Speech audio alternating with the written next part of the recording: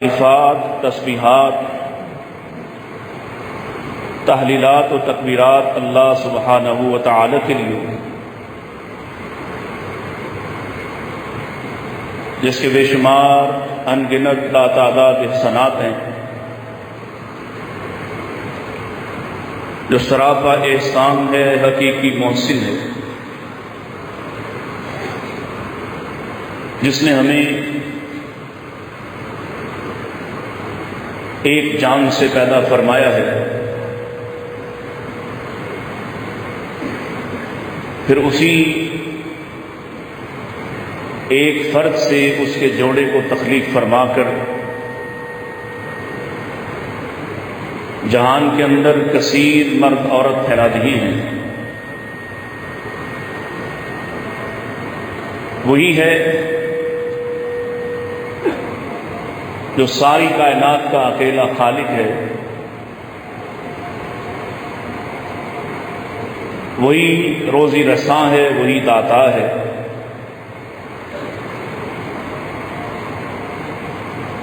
یہ ساری سلطنت اور اس کا سارا نظام اسی کے قبضہ قدرت میں اور اسی کی منشا پر چلتا ہے۔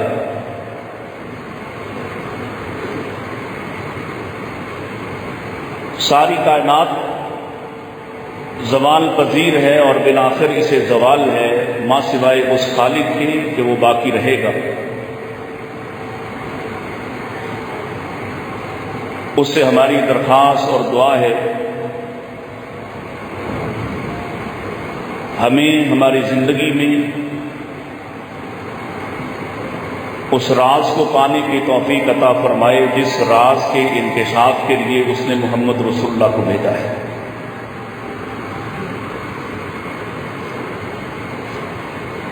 درود و سلام امام الانبیاء سید الاتقیاء جناب محمد مصطفیٰ صلی اللہ علیہ وسلم،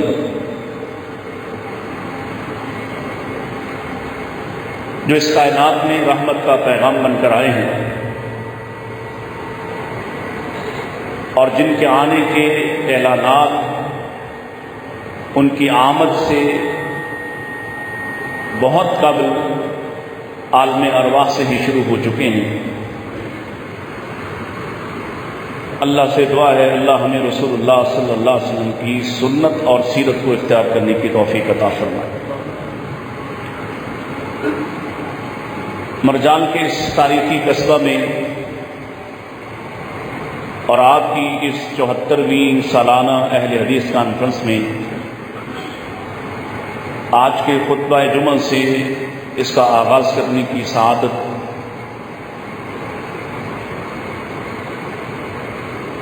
مجھے عطا کی گئی ہے۔ اللہ تعالیٰ مجھے حق بات کہنے اور آپ کو اور مجھے سمجھنے کی اور عمل کرنے کی توفیق عطا فرمائے۔ اگر یہ شور کچھ کم ہو سکتا ہے، یہ جو شاید کچھ چل رہا ہے، اور اس وائس لیول کو اگر بہتر کر دیا جائے۔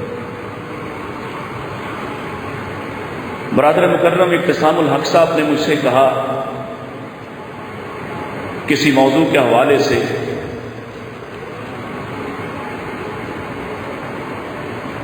لیکن میں اس کے ہٹ کر آج چونکہ یکم ربیع الاول ہے اور ہر طرف رسول اللہ صلی اللہ علیہ وسلم کا تذکرہ ہے اور ہونا بھی چاہیے، ربیع الاول کا مہینہ آتے ہی کچھ لوگ ایک دم زیر زمین سے برآمد ہوتے ہیں، محبت رسول کا من چاہا پیغام لے کر سرے بازار نظر آتے ہیں، اور چند ہی روز میں آپ ایسے پیغامات اور ایسے بینرز آویزاں دیکھیں گے کہ سونا آیا تے سج گئے نے گلیاں بازار۔ آپ کی طرف آتے آتے ہی مجھے یہ خیال آیا کہ مجھے آپ کے سامنے نبی کریم صلی اللہ علیہ وسلم کی آمد کے مقاصد بیان کرنے چاہیے۔ آپ کیوں آئے؟ آپ کے آنے سے پہلے کیا تھا اور آپ کے آنے کے بعد حالات کیا بدلے ہیں۔ نبی کریم صلی اللہ علیہ وسلم اس کائنات کی اتنی بڑی حقیقت ہے کہ خود آپ صلی اللہ علیہ وسلم نے ارشاد فرمایا، قیامت کی بڑی نشانیوں میں سے ایک نشانی یہ ہے کہ مجھے اللہ نبی اور رسول بنا دے گا، یعنی میری نبوت کا اعلان ہوگا۔ اور پھر آپ نے اپنے ایک صحابی کو قیامت کی نشانیاں گنواتے ہوئے ایک نشانی یہ بھی گنوائی، وہ موتی، اور میری موت یہ بھی قیامت کی ایک بڑی نشانی ہے۔ گویا جب آپ وفات پا جائیں گے تو اس کے بعد کا زمانہ بہت قریب ہے کہ قیامت آ جائے۔ پیغام رسالت کے حوالے سے، پیغام نبوت کے حوالے سے اللہ تعالیٰ نے آپ کو آخری نبی اور آخری رسول بنا کر بھیجا ہے۔ بلکہ اگر یوں کہوں کہ باقی تمام رسالتیں، باقی تمام نبوتیں دراصل آپ کی رسالت کے پیغام تک پہنچانے کے لیے تھیں اور آپ کے زمانہ نبوت کو لانے تک تھیں۔ اصل نبوت، رسالت، پیغام، شریعت اللہ نے اپنے پیارے حبیب جناب رسول اللہ صلی اللہ علیہ وسلم کو عطا فرمائی۔ اس کی دلیل یہ ہے، ایک وعدہ اللہ تعالیٰ کا آپ سنتے سناتے رہتے ہیں، وَإِذْ أَخَذَ اللَّهُ مِيثَاقَ النَّبِيِّينَ لَمَا آتَيْتُكُم مِّن كِتَابٍ وَحِکْمَةٍ۔ اللہ نے اس وقت کو یاد کروایا جب اللہ نے انبیاء سے ایک میثاق، ایک وعدہ لیا، ایک معاہدہ کیا، اور اس کی شرط یہ تھی کہ جب وہ رسول آئے گا تو تم اس پر ایمان لاؤ گے، اس کی تصدیق کرو گے، اس کا ساتھ دو گے۔ تو یہاں جو پیرایا استعمال کیا ہے، جو انداز استعمال کیا ہے، لما آتیتکم من کتاب و حکمہ، اے انبیاء کی جماعت، جب تمہیں اس لمحہ موجود میں، لما آتیتکم، جب تمہیں دی جائے گی کتاب اور حکمت، نہیں، من کتاب و حکمہ، کتاب و حکمت میں سے، گویا سب کو کچھ حصہ ملا۔ کچھ پیغام جناب نوح لے کر آئے ہیں، کچھ حضرت ابراہیم لے کر آئے ہیں، اور اس سے چلتا چلتا ہر نبی نے اس خاص حصے کی تبلیغ اور دعوت دی جس کے لیے اس کو بھیجا گیا۔ کتاب و حکمت میں سے کچھ، اور جب آپ کی باری آتی ہے، آپ کی نبوت اور رسالت کا ذکر آتا ہے اور اللہ تعالیٰ اس واحد احسان کو جتلا رہا ہے، سورہ آل عمران کی وہ آیت مبارکہ جو میں نے آپ کے سامنے تلاوت کی ہے، لَقَدْ مَنَّ اللَّهُ عَلَى الْمُؤْمِنِينَ إِذْ بَعَثَ فِيهِمْ رَسُولًا مِّنْ أَنفُسِهِمْ يَتْلُو عَلَيْهِمْ آيَاتِهِ وَيُزَكِّيهِمْ وَيُعَلِّمُهُمُ الْكِتَابَ وَالْحِکْمَةَ۔ اللہ کرے کہ آپ یہ نقطہ سمجھ جائیں، اور اس کے بعد یہ دلیل ہے قادیانی، کذاب، جھوٹے نبی اور اس کے ماننے والوں کے خلاف ایک بہت بڑی، کہ اس کتاب و حکمت کا وہ حصہ جو سارے انبیاء کو کچھ کچھ عطا کیا گیا، اس کا تمامی اور ختمی اور حتمی حصہ نبی کریم علیہ السلام کو عطا کیا گیا۔ جب آپ سے یہ کہا جا رہا ہے کہ آپ کتاب و حکمت کی تعلیم دینے آئے ہیں، آپ کے لیے من کتاب و حکمہ نہیں بلکہ یعلمہم الکتاب والحکمہ کہا گیا ہے۔ آپ کتاب و حکمت کی تعلیم دینے آئے ہیں۔ اب کتاب و حکمت کی تعلیم جو آپ نے ہمیں دی ہے، جو تعلیم آپ دے کر گئے ہیں، یہ ہے اصل مقصد نبی کریم صلی اللہ علیہ وسلم کے آنے کا۔ 4 چیزیں اس آیت میں، یتلو علیہم آیاتہ، اللہ کی آیات کو تلاوت کریں گے۔ اللہ کی آیات، قرآن بھی اللہ کی آیات ہیں، اور اللہ کی آیات سے مراد اللہ کی نشانیاں بھی ہیں۔ یہ دونوں طرح کی ذمہ داری محمد رسول اللہ صلی اللہ علیہ وسلم کائنات کے سامنے کھولنے آئے ہیں۔ آپ جس زمانے میں آئے ہیں وہ زمانہ کیسا ہے، اور پھر دیکھیے گا کہ آپ کے آنے کے بعد جو حالات تبدیل ہو گئے، کیا واپس اسی جگہ یا اسی ڈگر پر تو نہیں چلے گئے؟ مثلا جب آپ تشریف لائے تو جہالت کا دور ہے، اور جہالت کے دور کی نشانیاں کیا ہیں؟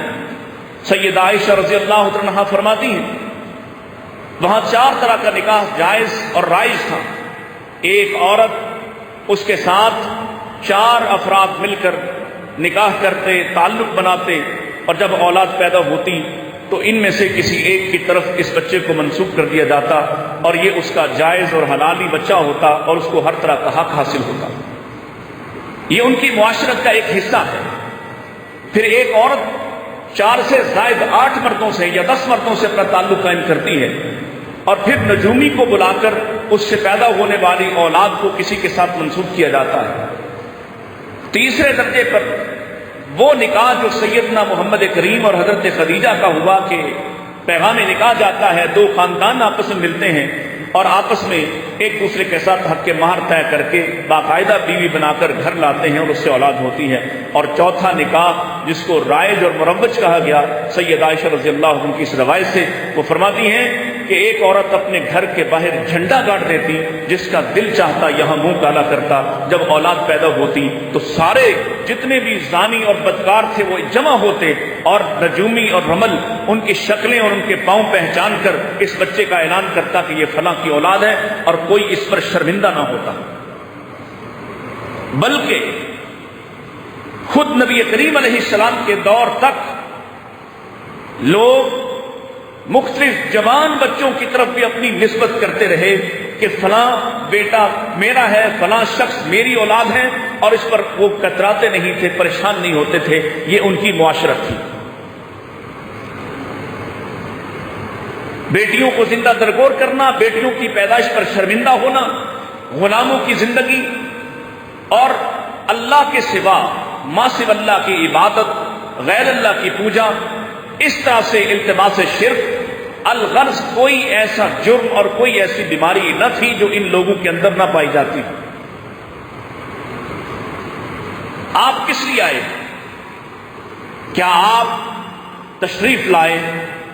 آپ کو اللہ نے نبوت عطا فرمائی، آپ نے طرح طرح کے حالات کا مقابلہ کیا، اس لیے آئے کہ لوگ آپ کے آنے پر جشن منائیں اور آپ کی تعلیم اور آپ کے پیغام کو بھول جائیں؟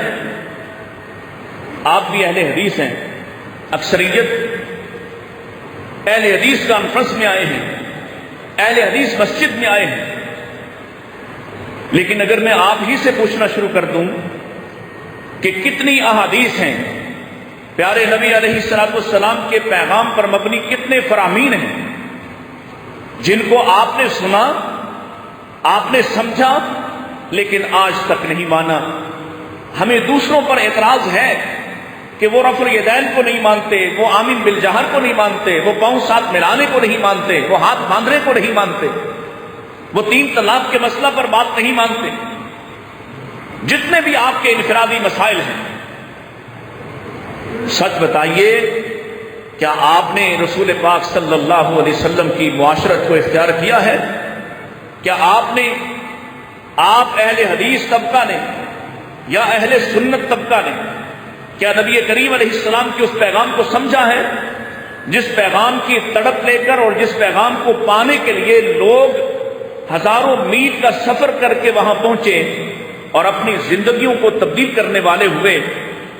آپ کو یاد ہوگا میں آپ کو یاد کرواتا جاتا ہوں کہ ایک شخص فارس سے چلتا ہے، ایران سے نکلتا ہے، آتش پرستی سے بیزار ہوتا ہے اور توحید کی تڑپ لے کر گھر سے نکل پڑتا ہے، اور اس کا سفر اتنا طویل ہے، اتنی لمبی چوڑی محنت ہے، یہ مختلف پادریوں اور راہبوں کے پاس سے ہوتا ہوتا آزاد انسان تھا، جاگیردار کا بیٹا تھا، اور بالآخر یہ مدینہ میں پہنچتا ہے اور غلامی کی زندگی اختیار کرتا ہے، لیکن تڑپ اور طلب یہ ہے کہ اس آخری نبی کو جا لے، اس آخری پیغام کو جا لے جو حق پر مبنی ہے۔ کیا میرے اور آپ کے اندر وہ تڑپ پیدائشی مسلمان کے اندر ہے؟ اللہ نے سلمان فارسی جیسوں کی تڑپ پیارے نبی علیہ السلام کی زبان سے اس طرح سے ادا فرمائی، اس طرح سے اس کا اظہار کروایا۔ آپ علیہ السلام ایک مجلس میں تشریف فرمائے اور آپ فرماتے ہیں بعض اہل فارس کے رہنے والے بعض لوگ ایمان کے حوالے سے ان کی طلب اور تڑپ اس درجے کی ہے، ایمان کے اتنے متلاشی ہیں کہ لو کان الایمان عند الثریا، اگر ایمان ثریا ستارے پر ہوتا، ثریا ستارہ کون سا ستارہ ہے؟ آسمان پر جو سب سے بلند ستارہ ہے اس کو ثریا کہتے ہیں، سب سے اونچا ستارہ، اور اپنی روشنی، اپنی تمازت، اپنی ٹمٹماہٹ کے ساتھ سب سے نمایاں، کتنا فاصلہ ہو سکتا ہے؟ آپ نے مثال دی ہے کہ بعض اہل فارس ایمان کے حوالے سے اتنے مشتاق ہیں، اس قدر ایمان کے لیے ان کی تڑپ ان کے دلوں کے اندر موجزن ہے کہ اگر ایمان لو کان الایمان عند الثریا، اگر ثریا ستارے پر بھی ایمان ہوتا، مدینہ میں نہیں کہ جہاں کے لیے یہ سفر کر کے آیا ہے، بلکہ ثریا ستارے پر بھی ہوتا تو یہ وہاں تک بھی پہنچ جاتا۔ لوگوں نے پوچھا اللہ کے نبی وہ کون ہے؟ تو آپ کے ساتھ بیٹھے سلمان فارسی کی ران پہ میرے مصطفیٰ نے اپنا ہاتھ رکھ کے کہا ان میں سے ایک یہ بھی ہے۔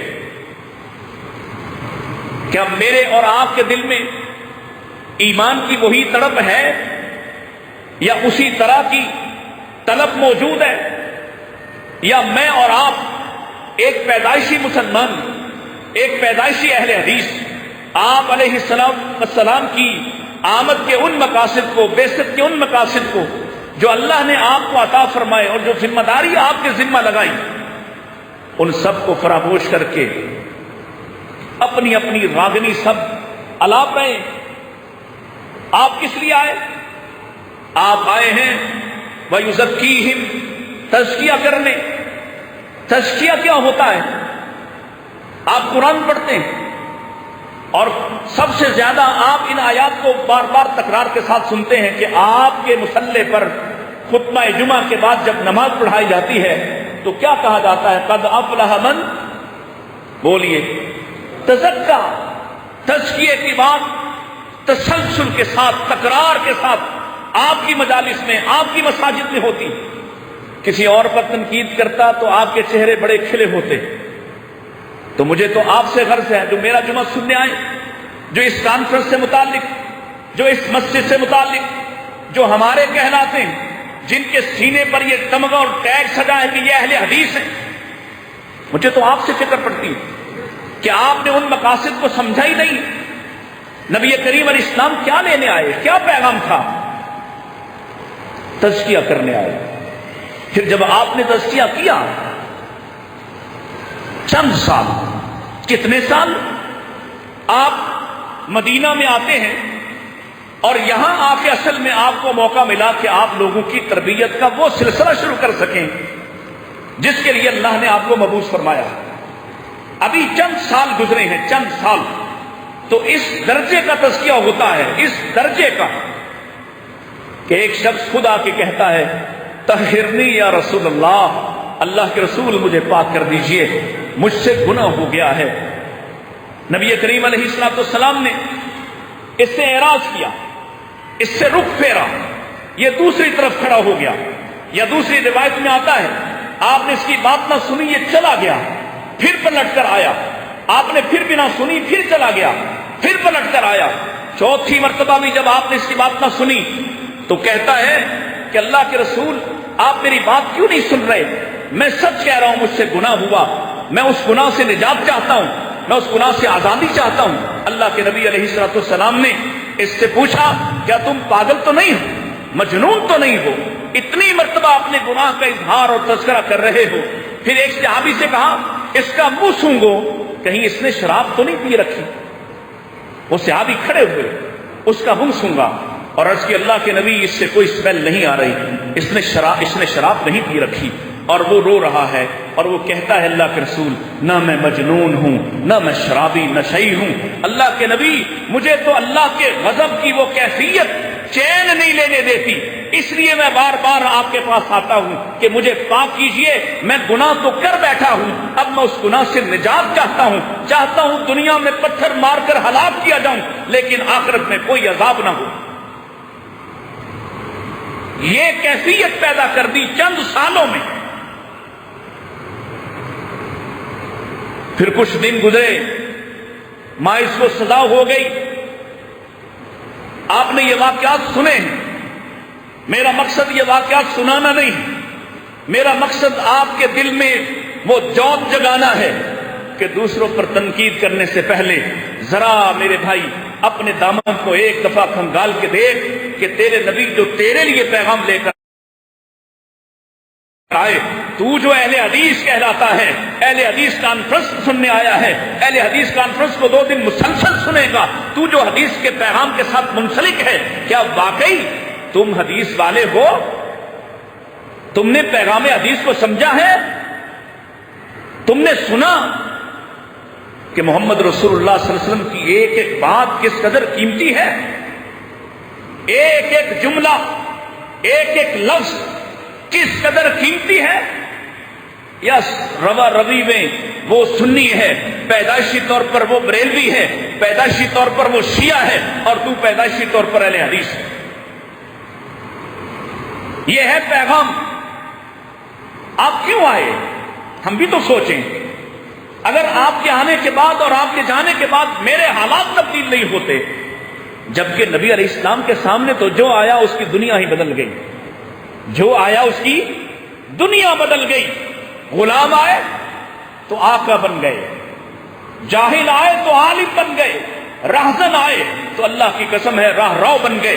آپ کے سامنے آتے گئے، آپ کے سامنے جھکتے جھکاتے گئے، اپنے آپ کو سرنڈر کرتے گئے کہ یہ آپ کا حق ہے کہ میرا رب یہ کہتا ہے، تب تک ایمان کی کیفیت کو پا نہیں سکتے۔ فلا وربک لا یؤمنون حتی یحکموک فیما شجر بینہم ثم لا یجدوا فی انفسہم حرجا مما قضیت ویسلموا تسلیما، جب تک سر تسلیم خم نہیں کرتے، آپ کی بات آنے کے بعد اپنی مرضی نہیں چھوڑتے، اس وقت تک ان کا ایمان ہی قابل قبول نہیں ہے۔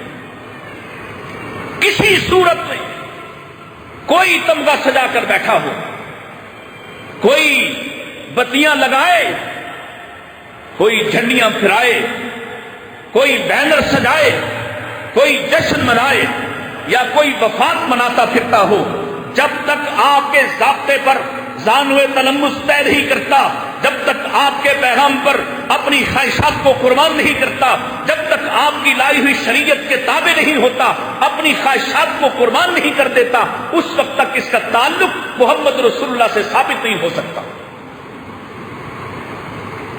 کچھ روز گزرے، ایک عورت آ گئی اور اس نے بھی اسی طرح اپنے آپ کو پیش کیا۔ کیسے بدلے لوگ؟ ہم کیوں نہیں بدل رہے؟ مسلسل سال میں 52 خطبے سننے والے، مسلسل کانفرنس سننے والے، مسلسل جلوس سننے والے، مسلسل پیغامات سننے والے، دروس حدیث سننے والے، پوری بخاری رٹ لینے والے، ہم کیوں نہیں بدل رہے؟ ہماری کیفیت کیوں نہیں بدل رہی؟ ہمارے حالات کیوں نہیں سیدھے ہو رہے؟ ہم تو سنتے ہیں اور سن کر بس سننے ہی آتے ہیں۔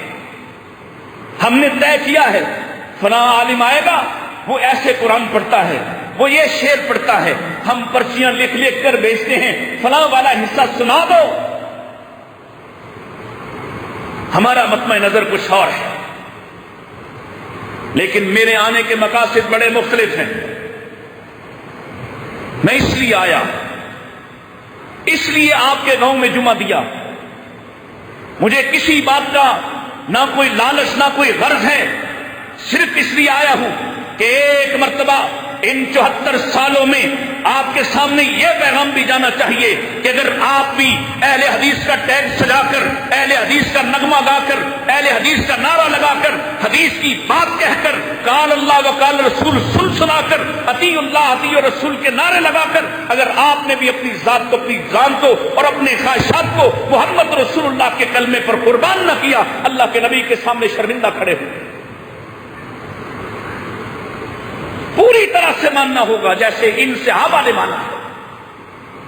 یہ عورت آئی ہے، اسی طرح سے آپ کے سامنے اپنی کیفیت بیان کی، آپ نے اس کی بھی بات نہیں سنی، حتیٰ کہ چوتھی مرتبہ اس نے کہا لگتا ہے آپ میرے ساتھ مائز جیسا سلوک کریں گے۔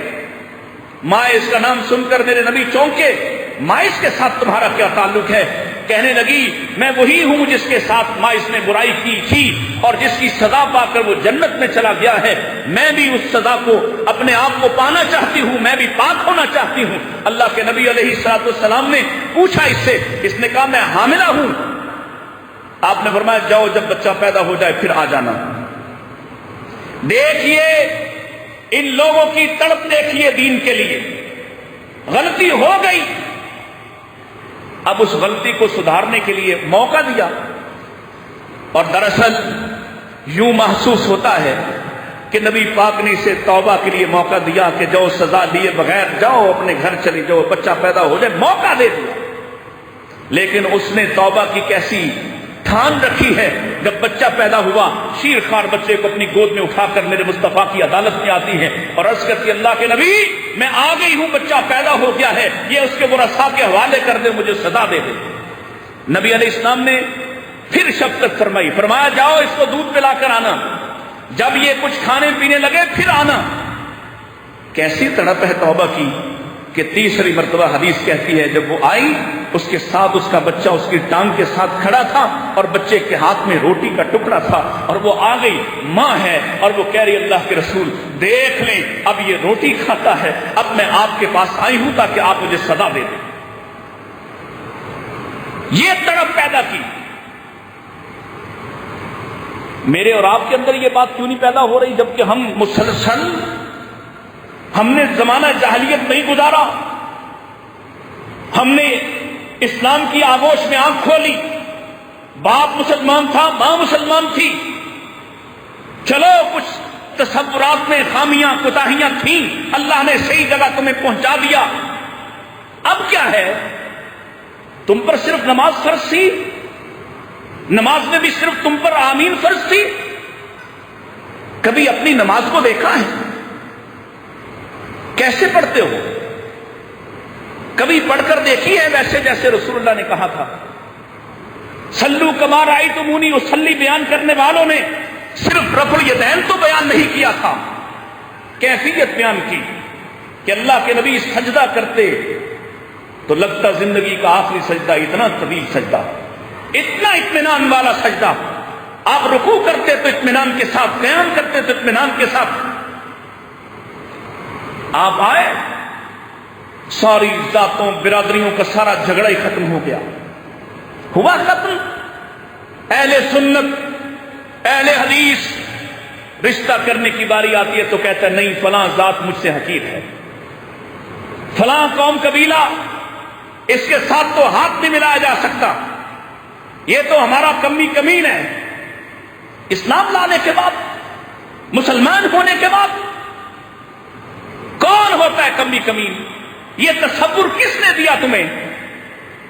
قرآن تو یہ کہتا ہے ان اکرمکم عند اللہ اتقاکم، یہ قوم قبیلے برادریاں ہم نے صرف تمہارے تعارف کے لیے بنائے، اصل میں تمہارے لیے اگر کوئی عزت کا معیار چیک کرنا ہو، ان اکرمکم عند اللہ اتقاکم، اللہ کے نزدیک تم میں سے تقوی والا زیادہ عزت والا ہے، اور تقوی کا کوئی پیمانہ دنیا کے اندر، دنیا کائنات کے اندر ایجاد نہیں ہوا کہ میں آپ کا تقوی چیک کر سکوں اور اس کے بارے میں تبصرہ کر سکوں اور آپ میرے بارے میں تبصرہ کر سکیں کہ اس کے اندر تقوی ہے یا نہیں ہے۔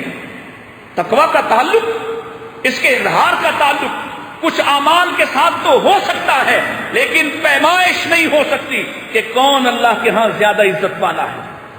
کہ ہو سکتی ہے، آپ کہہ سکتے ہیں کسی کے بارے میں اللہ کی قسم میں کہا کرتا ہوں، اسٹیج پر کھڑے ہونے والا عالم، نمائندگی کرنے والا عالم دین، نمائندگی کرنے والا لیڈر، اس سے کہیں زیادہ امکان ہے کہ وہ وہاں جوتے سیدھے کرنے والا ایک ادنا کارکن اس لیڈر سے اجر و ثواب میں بہت آگے جاتا ہو۔ کیا خبر کیسے اس طبقاتی تقسیم کو ختم کیا؟ کون تھے بلال؟ کتنی حقیر زندگی تھی اسلام سے پہلے، کتنا معمولی سمجھا جاتا تھا بلال اسلام سے پہلے، اور کیا عزت، کیا احترام، کتنا وقار ہے۔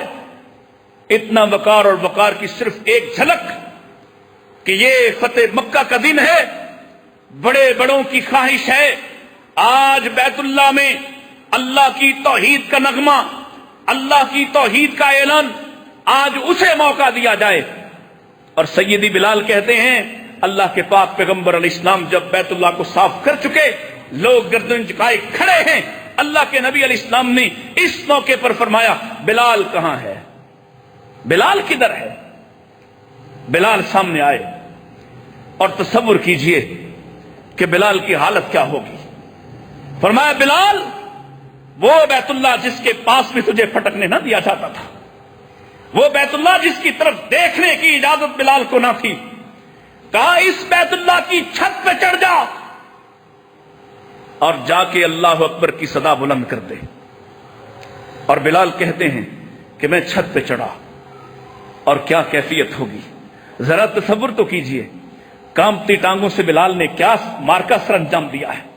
یہ وہ بلال ہے جس کے رنگ پر لوگ طنز کیا کرتے تھے، لیکن جس کی کیفیت اور جس کی شان یہ ہے کہ میرے نبی نے جنت میں سیر کرتے ہوئے اپنے سے آگے کسی کے قدموں کی چاپ سنی ہے تو پوچھا کس کے قدموں کی آہٹ ہے، بتلایا گیا یہ آپ کا غلام ہے، زمین پر چل رہا ہے، لیکن آپ اس کے قدموں کی چاپ اور آہٹ کو جنت میں سن رہے ہیں۔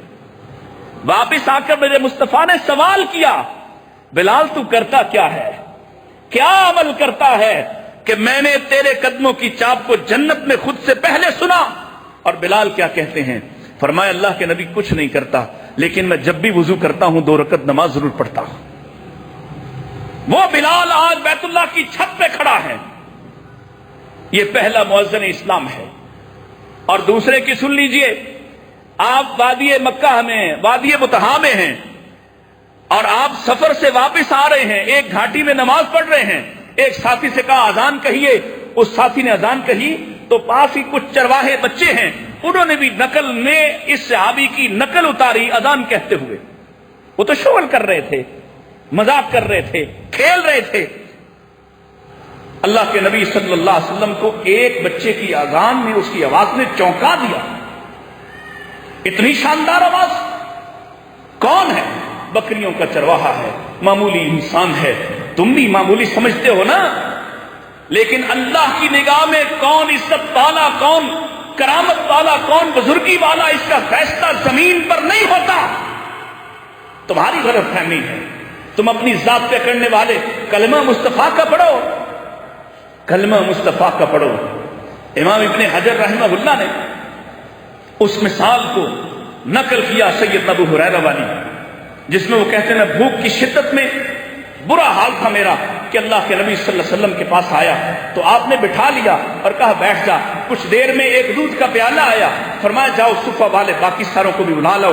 اور ڈاکٹر حمید اللہ کہتے ہیں ایک وقت میں ایسا نہیں کہ 10-20 لوگ تھے، ایک وقت میں صفہ پر جو نوجوان آپ سے دین سیکھنے کے لیے دور دراز سے آئے ہوئے بے گھر افراد، یار یہ پہلے والا ہی کر دیں، اس کی یہ شور کم کر دیں۔ کتنے لوگ ہیں؟ کہاں کبھی 70، کبھی 170، 100 سے زائد افراد، اور کم سے کم تعداد لکھی کہ کم سے کم 70 افراد ہوتے تھے صفہ پر۔ اگر 70 بھی مان لیں، کہاں ان 70 کو بھی بلا لو، اب وہ 70 آ گئے۔ دیکھنا یہ آپ کا علاقہ بھی پیروں کا علاقہ ہے، پیروں کی یہاں پوجا ہوتی ہے، ان کے قدموں کو چاٹا جاتا ہے۔ سننا ذرا اصل میں اصلی حقیقی پیر کی زندگی کیسی ہے، آمد مصطفیٰ کے مقاصد کیا ہیں، کسی کو آپ نے کبھی نیچے نہیں بٹھایا، کسی کو آپ نے کبھی ایسا تاثر نہیں دیا کہ تو میرے سامنے حقیر ہے۔ ایک مجنون عورت بھی اگر میرے مصطفیٰ کا ہاتھ مدینہ کی گلی میں پکڑ کر، کئی گلیاں گھما کر، زمین پر بیٹھ کر کئی لمبی چوڑی کہانیاں باتیں سنا رہی ہے تو اللہ کے نبی سن رہے ہیں۔ اور آنے والا جو گواہی دیتا ہے ایک عیسائی قبیلے کا سردار ہے، حاتم تائی کا بیٹا ہے، عدی بن حاتم ہے، اس نے یہ منظر دیکھا ہے۔ وہ جو سخاوت میں مثال ہے، لیکن یہ والی سخاوت تو کسی سے نہ ہو سکی کہ میرے مصطفیٰ زمین پر بیٹھے ہوں، ایک مجنون عورت نے آپ کا ہاتھ تھاما ہے تو آپ نے انکار نہیں کیا۔ اور یہی عدی کہتے ہیں میں مدینے میں داخل ہوا، آپ کو تلاش کرتا ہوا مسجد میں آیا، دیکھا کچھ لوگ بیٹھے ہیں تو مجھے پہچاننے میں دقت ہوئی کہ کون سا ان میں ان کا سردار، ان کا نبی کون ہے، کیونکہ سب برابر بیٹھے ہوئے تھے، کیونکہ سب برابر بیٹھے ہوئے تھے۔ بولیے سب برابر بیٹھے ہوئے تھے۔ بیٹھتے ہو برابر؟ آج بھی نہیں بیٹھنا پسند کرتے، آج بھی فرق ڈالنا چاہتے ہو۔ دنیا کہیں سے کہیں پہنچ گئی لیکن تم نہیں ماننے کو تیار، تم ابھی تک ہندوانہ بتوں کی پوجا کرتے ہو۔ آپ برابر بیٹھے ہوئے، پتہ نہیں چل رہا۔ حضرت علی کہتے ہیں میں نے 3 باتوں سے پہچانا۔ ایک، ان میں ایک حسین ہی اتنا تھا کہ اس جیسا کوئی دوسرا نہ تھا، حسین ہی ایسا تھا۔ دوسرا، جب وہ بات کرتا ہے تو سب سنتے ہیں۔ اور تیسرا فرمایا، تیسری وجہ یہ تھی جو بھی بات کرتا ہے اسی سے کرتا ہے۔ 3 وجوہات کی بنا پر آپ کو پہچانا۔ یہاں ابو محذورہ بکریاں چرانے والا بلائے گئے، ان بچوں کو بلایا گیا، اور جب یہ آئے تو آپ نے کہا اذان دیجئے۔ ڈر گئے بچے، باری باری اذان کہتے رہے، نقل میں جیسے پہلے کہہ رہے تھے۔ جب ابو محذورہ نے کہی، جس کی اذان سن کر آپ چونکے تھے، اس کو پاس بلایا، اسلام کی دعوت دی، اس کے سر پہ ہاتھ رکھا، اس کے سینے پہ ہاتھ رکھا، اس کے لیے ہدایت کی دعا کی۔ اسی وقت ابو محذورہ نے کلمہ پڑھ لیا اور ساتھ کہا، جاؤ آج کے بعد انت مؤذن فی اہل مکہ، آج کے بعد تو اہل مکہ کا مؤذن ہے۔ آپ نے تو ذات قبیلہ نہیں پوچھا کہ کون سی ذات سے ہو، کون سے قبیلے سے ہو، مکہ کا مؤذن، بیت اللہ کا مؤذن مقرر کرنا ہے۔ یہ ہے جو مقاصد اللہ کے نبی علیہ الصلوۃ والسلام لے کر آئے۔ جو پیغام آپ سنانے آئے ہیں وہ یہ پیغام ہے، وہ پیغام نہیں جو آپ اور میں سنتے سناتے ہیں۔ اللہ کے نبی صلی اللہ علیہ وسلم آپ تشریف لائے تو دنیا بدل گئی، عورتوں کی حالت ہی بدل گئی۔ کیا حالت تھی پوری دنیا میں؟ میں نے پوری دنیا کی تاریخ کو اس زمانے کے حوالے سے پڑھا، آپ دیکھیں گے جن لوگوں کو بڑا استاد مانا جاتا ہے، ارسطو کو، سقراط کو، افلاطون کو، کوتلیہ چانکیہ کو، آپ دیکھیے ان کی تحریکات میں، ان کے باتوں میں، مختلف مذاہب کے بانیوں کی باتوں میں اتنا تضاد پایا جاتا ہے۔ کوئی عورتوں کو عزت دینے کو تیار نہیں ہے، کوئی اسے زہر کی پڑیا کہتا ہے، کوئی اسے زہر قاتل کہتا ہے، کوئی اسے سازی کہتا ہے، کوئی شیطان کا دوسرا روپ کہتا ہے، کوئی سانپ کہتا ہے۔ کون تھا جس کے آنے سے عورتوں کی زندگی ہی بدل گئی؟ کون ہے جو آیا ہے تو خواتین کی کیفیت ہی بدل گئی ہے؟ کوئی پوچھتا نہ تھا، کوئی پوچھتا نہ تھا، زندہ درگور کرنے والے تھے۔ اور اب کیا ہے؟ اللہ کے نبی علیہ السلام فضیلتیں بیان کر رہے ہیں۔ جس نے 2 بیٹیوں کو، 3 بیٹیوں کو پال لیا، یہ کل قیامت کے دن جہنم اور اس کے درمیان آڑ ہوں گی۔ آپ ان کی شان بیان کر رہے ہیں، عظمتیں بیان کر رہے ہیں۔ اور آخری حصہ، چونکہ وقت آپ کا ختم ہو گیا اور مجھے حکم ہوا تھا کہ وقت پر ہی اس بات کو، ہمارے ویسے بھی موسم بھی خراب ہو گیا ہے، اخلاقیات۔ نبی کریم صلی اللہ علیہ وسلم جب پہلی وحی لے کر آئے ہیں اپنے گھر پریشان، تو اماں جی نے کیا کہا تھا؟ کیا خوبیاں تھیں جو آپ کے سامنے ذکر کی؟ کیا کہا تھا؟ کبھی یاد ہے کسی کو کہ وہ خوبیاں جو قبل اعلان نبوت بھی آپ کا خاصہ تھی؟ انک لتصل الرحیم، آپ صلہ رحمی کرنے والے ہیں. صلہ رحمی وہ کیا ہوتی ہے؟ ہمارے نصاب میں تو شامل نہیں. ہم جلسہ تو کرواتے ہیں والدین کے حقوق پر، ہم ماں کے حقوق پر بڑے آنسو ٹسے تو بہاتے ہیں، لیکن کبھی اس کو مانا نہیں ہے. کبھی چچا کے حقوق جاننے کی کوشش کی، نصاب میں شامل نہیں. چچا کے بارے میں تصور یہ بنا دیا ہم نے کہ یہ تو دشمن ہوتا ہے، یہ تو دشمن ہوتا ہے. اور اگر پھوپھی زمین مانگنے والی ہو تو اس سے بھی بڑا دشمن کوئی نہیں ہوتا. یہ پٹی کس نے پڑھائی ہے؟ یہ تھا صلہ رحمی کا سبق جو محمد رسول اللہ صلی اللہ علیہ وسلم تمہیں دینے آئے. یہ تھی آپ کی تعلیم جو آپ نے حاصل کی. وَتَقْسِبُ الْمَعْدُومِ، آپ ان کے لیے کماتے ہیں جو کما نہیں سکتے. وَتَحْمِلُ الْكَلَّ، آپ ان کا بوجھ اٹھاتے ہیں جو اٹھا نہیں سکتے. وَتَقْرِئُ الضَّيْفِ، آپ ان مہمانوں کو اپنے گھر لے جاتے ہیں جن کو کوئی پوچھنے کو تیار نہیں. اور آپ وَتُعِينُ عَلَى نَوَائِبِ الْحَقِّ، آپ ان لوگوں کے بارے میں ان کے حق میں آواز اٹھاتے ہیں جن کی آواز بننے کو کوئی تیار نہیں. ہم اٹھاتے ہیں آواز؟ ہرگز نہیں. ہم نے گواہی دینا ہو تو پہلے پلڑا دیکھتے ہیں کون سا بھاری ہے. ہم نے سچ پر مبنی گواہی دینا ہو تو پہلے پلڑا دیکھتے ہیں، پہلے طبقہ دیکھتے ہیں، پہلے دھڑا دیکھتے ہیں. اگر بندہ ہمارے دھڑے کا ہے تو پھر گواہی دینے کو تیار ہے، اور حق اپنے خلاف آ رہا ہے تو کسی دوسرے کے لیے ساتھ دینے کو تیار نہیں. کس نبی کو مانتے ہو؟ کس نبی کو مانتے ہو جو مشرکین کے حقوق کا تحفظ کرتا تھا؟ مشرکین کے حقوق کا، جو اپنے ساتھ مقابلہ کرنے والوں کے حقوق کا محافظ تھا، اس نبی کو مانتے ہو؟ کون سے مقاصد ہیں جو تمہارے سامنے ہیں؟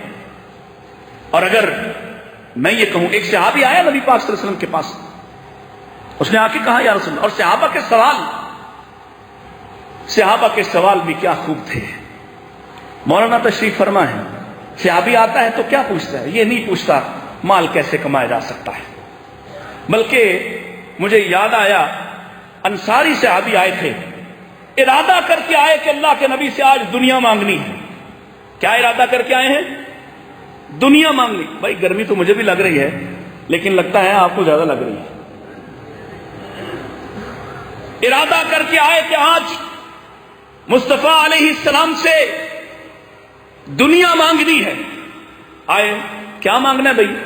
کہتے ہیں اتنی مارے کھانی، اتنے حالات سخت برداشت کر لیے، تو چلو آج نبی پاک کے پاس چلتے ہیں اور آپ سے کہتے ہیں ہمارے کھیتوں کے لیے، ہمارے باغوں کے لیے چشمے جاری ہو جائیں، ہر باغ کے پاس چشمہ جاری ہو جائے، پانی کی کمی ہے، پانی کی بہتات ہو جائے.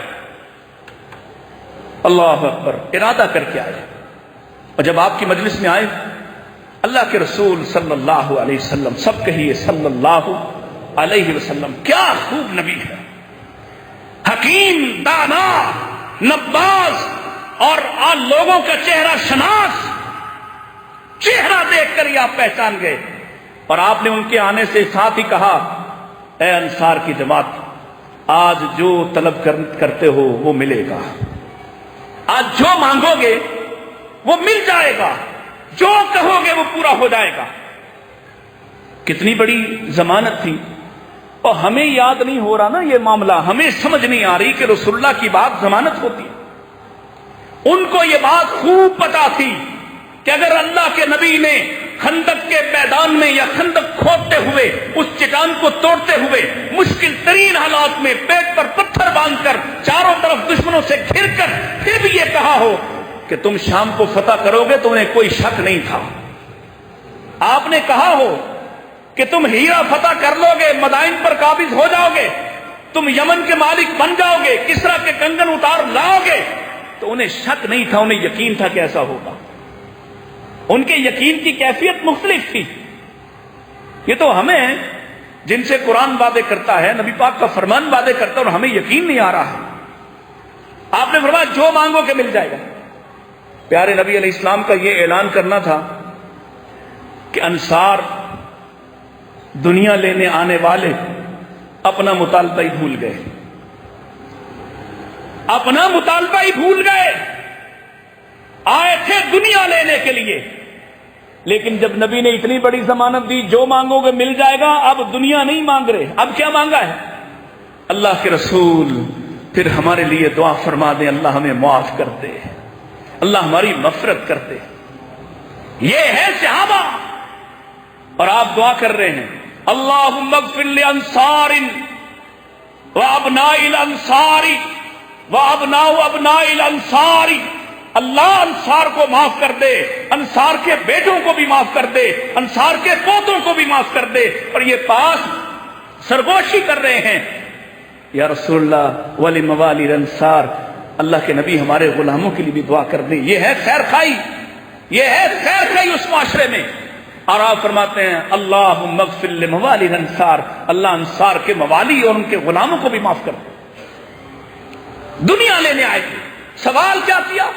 آتے تھے سوال کرتے تھے اوصنی یا رسول اللہ، دلنی علی عمل یا رسول اللہ اذا عملتہ دخلت الجنہ، یا رسول اللہ ایسا کوئی عمل بتائیے، میری رہنمائی کیجئے، جب میں کروں تو جنت چلا جاؤں۔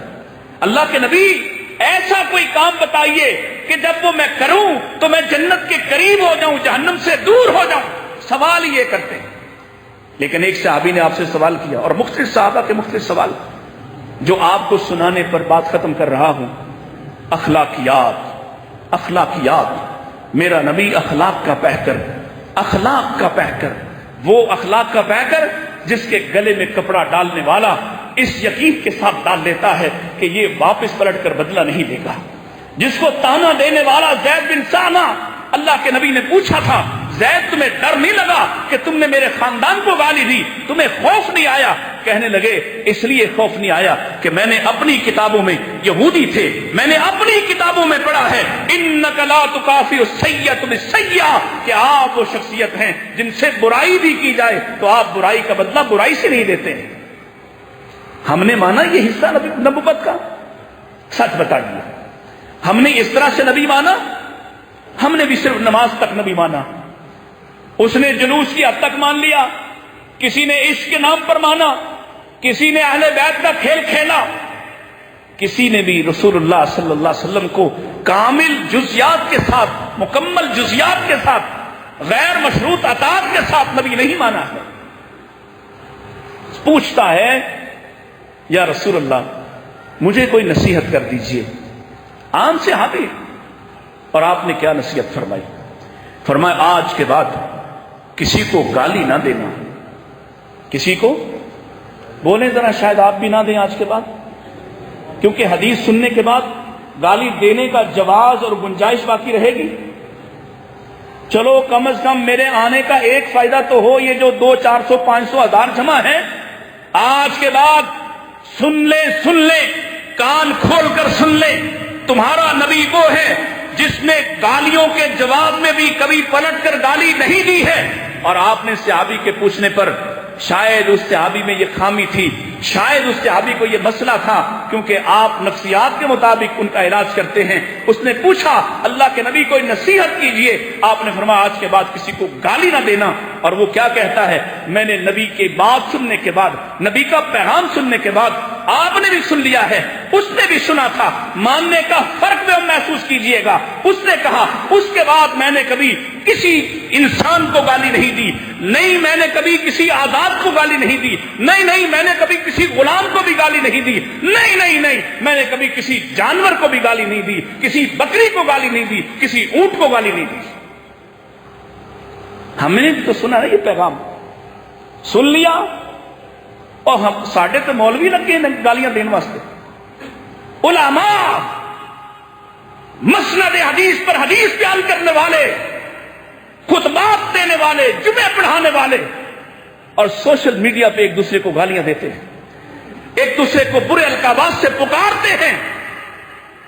آپ کو کیا کہوں، آپ تو عوام ہیں، آپ تو سنتے ہیں ماشاءاللہ اور بھول جاتے ہیں، جو پڑھاتے ہیں ان کا عالم یہ ہے، آپ دیکھ رہے ہوں گے، اور شاید میری طرح پڑھتے بھی ہوں گے کہ یہ کیا حالت ہو گئی ہماری۔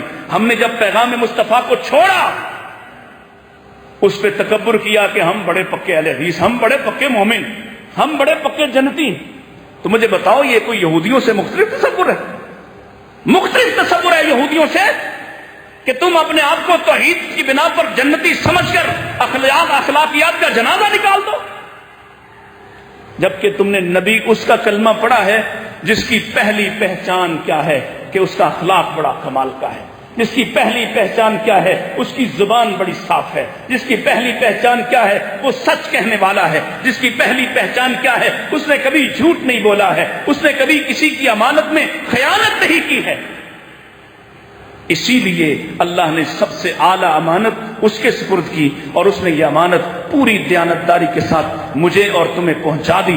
اب میرے اور تمہارے ذمے یہ کام ہے جو ہم تک پہنچ گیا اس پر ایسے مان جائیں، ایسے ماننے والے ہو جائیں کہ سر تسلیم خم کر دیں کہ اگر مصطفیٰ علیہ السلام کی بات آ جائے، آپ کا فرمان آ جائے، آپ کا حکم آ جائے تو ان اہل خیبر کی طرح مان کر دکھا دیں جو کئی سو میل کا سفر کر کے خیبر کی سرزمین میں دشمن کے کلوں کے سامنے پہنچے.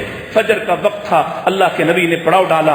فجر سے ذرا پہلے یہی وقت تھا جب یہودی اپنے کلوں سے اپنے جانوروں کو لے کر کھیتی باڑی کے لیے باہر نکلے. سامنے دیکھا محمد رسول اللہ صلی اللہ علیہ وسلم کا لشکر کھڑا ہے. گھبرا کر پلٹے، اپنے واپس کلوں میں بند ہوئے اور گھبرا کر کچھ گدھے باہر چھوڑ گئے جن سے کھیتی باڑی کرتے تھے. صحابہ بھوکے ہیں، کئی روز کے بھوکے ہیں. صحابہ نے ان گدھوں کو پکڑا، ذبح کیا، گوشت بنایا، ہنڈیوں پہ چڑھایا، پکا کر سامنے رکھا اور کھانے کے لیے لشکر نے کتار باندھی. تو اللہ کے نبی نے سیدنا طلحہ بن عبید اللہ کو بلایا. طلحہ ادھر آؤ. جی اللہ کے رسول لبیک و صادق. فرمایا جاؤ کسی اونچی چٹان پر چڑھ جاؤ اور صحابہ میں اعلان کر دو کہ آج کے بعد اللہ اس کے رسول نے تم پر گھریلو گدھوں کا گوشت حرام کر دیا ہے. حضرت طلحہ کہتے ہیں مجھے خوف تھا کہ میرے اعلان کرنے اور میری بات پہنچنے سے پہلے لوگ کھا نہ لیں. بھاگ کر ایک ٹیلے پر چڑھا، بلند آواز سے پکارا، سنو اللہ اس کے رسول نے آج کے بعد تم پر گھریلو گدھوں کا گوشت حرام کر دیا ہے. اور سیدنا طلحہ یہ گواہی دیتے ہیں کہ پھر میں نے دیکھا جس نے ہاتھ میں لقمہ پکڑا تھا وہیں سے گرا دیتا ہے، جس نے منہ میں رکھا تھا وہیں سے اگل دیتا ہے. لوگوں نے اپنی ہڈیوں کو الٹ دیا، اپنے برتنوں کو الٹ دیا، اس لیے کہ پیغام مصطفیٰ آئے، پیغام مل جائے مصطفیٰ کا تو کلمے کا تقاضا یہ ہے پھر سر تسلیم خم کر دو. اس پیغام کو مان لو جس پیغام کی حقیقت اور حقانیت کھولنے کے لیے میرے نبی نے پتھر کھائے ہیں، میرے نبی نے گالیاں سہی ہیں، میرے نبی نے بیٹیوں کو زخم لگوائے ہیں، میرے نبی نے تانے سنے ہیں. اگر تم نہیں مانو گے یاد رکھنا یہ اہل حدیث کانفرنس ہو یا اہل حدیث کا ٹیگ ہو، اہل سنت کا ٹیگ ہو، کتنے ہی تمہیں تمغے لگ جائیں نبی پاک کے سامنے شرمندہ کھڑے ہوگے. اللہ ہمیں سمجھنے کی توفیق عطا فرمائے. وآخر دعوانا ان الحمد للہ رب العالمین.